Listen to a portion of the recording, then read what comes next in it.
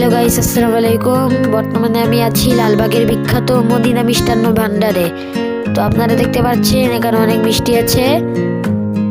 আবার লোক মুখে শোনা যায় যে এখানে জিনেরাও নাকি মিষ্টি খেতে আসে। এখানে আপনারা দেখতে পাচ্ছেন হরেক রকমের মিষ্টি আছে। মদিনা হোটেলে আপনারা সকালের নাস্তা হিসেবে পেয়ে যাবেন লুচি, আলুর তরকারি এবং সাথে করে সুজির হালুয়া।